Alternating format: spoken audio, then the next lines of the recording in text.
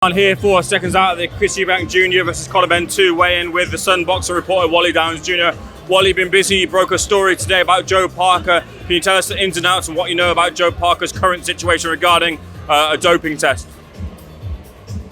Yeah, listen, I've had lots of messages about it, sort of great scoop and well done, which I find a little bit disappointing because it's not a nice story to break.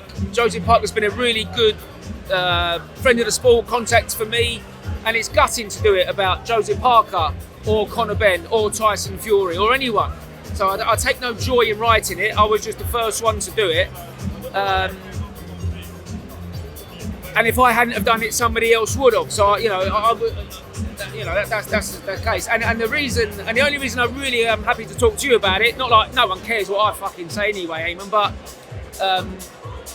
people don't want to interview me when I do a nice piece about somebody's background or when I interview a journeyman like Lewis Van Potts or anything. So, it's a shame. It's a shame that this story has got so much attention because this is a great sport. I spoke out a lot about too much media around Eubank-Benn, people doing too many interviews. So I don't really have a great deal to say. VADA have reported their findings. They have given them to UKAD and the British Boxing Board of Control, and they will deal with it. And I had to ring around good people this morning and be a nuisance, and I'm grateful that they all treated me well. But now I will do what I told everyone else to do when the Eubank-Benn case came around. I don't have nothing to say. I've done my very small part in doing my job, and I think I would advise everyone to be quiet and let the process play out properly. You said that you reached out to people.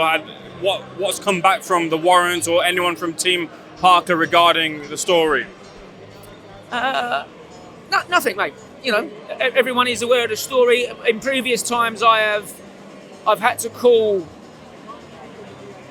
managers and promoters, and you often get dealt with quite rudely or brutally. But I can honestly say that everyone that I've tried to get in contact with has been good and has been decent, and that doesn't surprise me.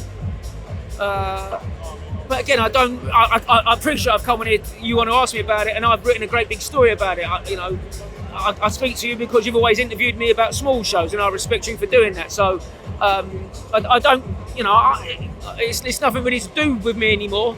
I want it to be dealt with quietly, without people speculating too much, because we've had it before, and it creates a stink that carries on and spoils this show, and it will spoil the next show. So, I just hope everyone, I'll speak to you and other people, everyone should just try and be quiet and let the process play out properly, really, I hope. Okay, fair enough. Wally, let me get your take on Eubank Jr versus Ben. Eubank Jr weighed in under the 160 limit, meaning that there's no fine. You had to pay no second Rolls Royce for Eubank-Benn if you want to make that dig. But he's weighed in under the limit ahead of a rematch. What do you expect to change the second time around? And are you concerned about both fighters the second time around?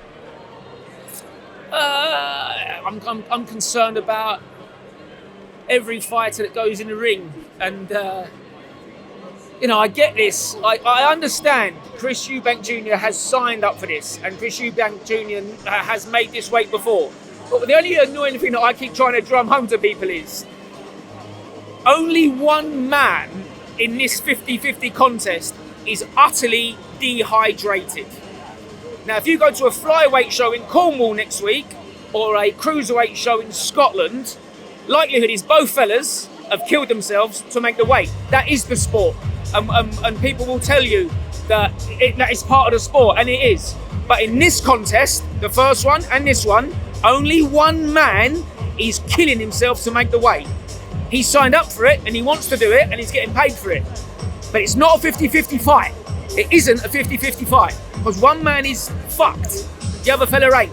The other fella tells everyone he walks around at the weight and he knocks people out in sparring at the weight. So that's the difference to me. I'm not angry about it. No one should be angry. Chris has signed up for it. But this isn't a 50-50 fight because one man is killing himself to make it. I've seen the videos and the photos, and people can say, oh, they're staged or whatever. It doesn't matter. Yeah. So no, I'm concerned about them both. I hope they both get home safe and rich. Well, I think they're turning the music up as a sign that we're going to get started anytime soon. They've turned it up because they've seen your jumper and they know it's boogie time. The jumper's loud and the music's loud too. No, we did a serious interview. I don't want to do that. Wally, appreciate your time. We speak on the other end of the.